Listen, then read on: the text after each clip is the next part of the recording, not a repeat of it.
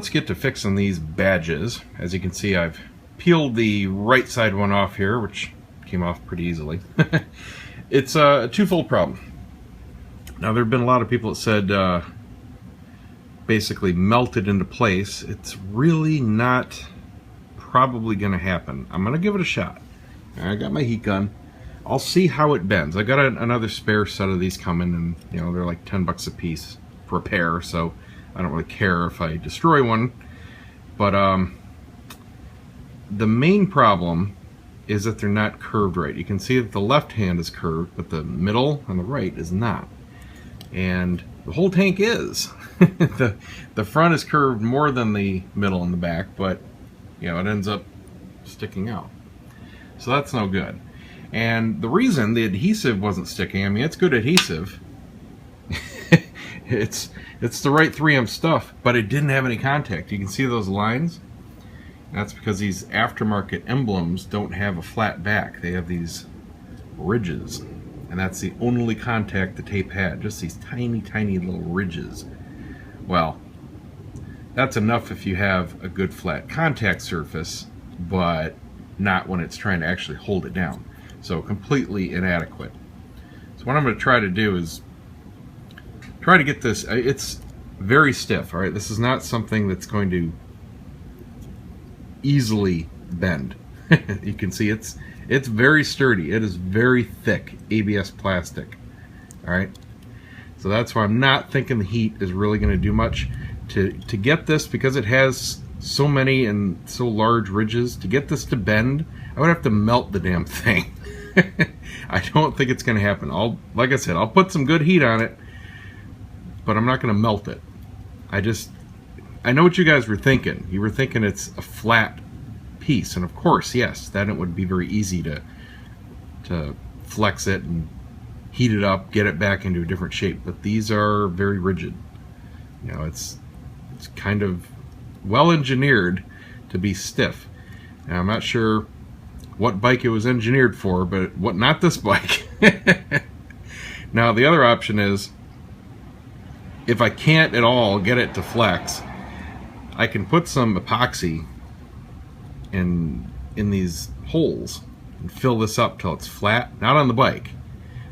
You know, somebody else suggested, oh, just epoxy it to the bike. Well, that's the stupid mistake I made with the super glue. You can see the part where I had to take the paint off there. I'm not epoxying anything on it, destroying my paint. This is temporary. This peels right off. All right, this is the 3M tape. It's awesome stuff. It comes off when you want, and it stays on when you want it to stay on. All right, I could take this off in 2 minutes and not even have to use glue gun. It's great stuff. It's kind of like those command strips. You know, you take it off the right way, it's super easy, and it won't disturb the paint. But no, I'm not epoxying anything to my freaking tank. That's just dumb. But I can put some epoxy in here and make this flat, and the point would be to get a lot more contact area. And then I can reapply with my 3M Extreme tape. This is the same size, however, it's twice as strong. This is a 20-pound bond as opposed to the 10 for the regular. So with these filled in and the more extreme tape, maybe, just maybe, it's enough to keep this pulled into place on the bike. But I really even have my doubts about that, because it is very, very strong. Especially the center section. This end here, this could flex. I mean, if I had good contact surface there, I have confidence that the tape would hold that. That's not the problem, though. It's the center section.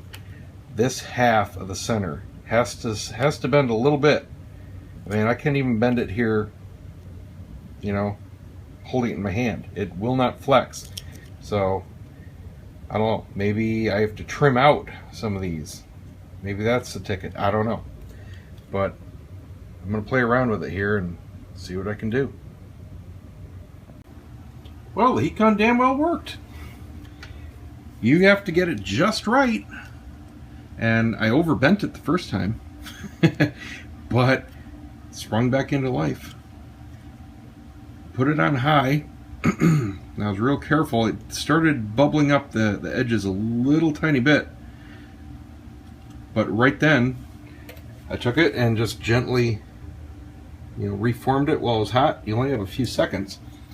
and it put a nice curve in it, right about where it needed. Didn't quite get it through the center section, but holding it up to the bike, if it holds well on the ends, it doesn't matter if this part's just a little off, because we'll have the ends down.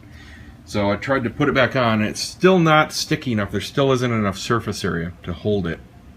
The whole thing just kind of, bounces back. So I'm going to go ahead, now that I have the curve right, and fill these in with epoxy just to get a nice mating surface for the tape, and I'll use the better tape. So I got to go ahead and take this off now. And this stuff, you can see, just peels off super easy.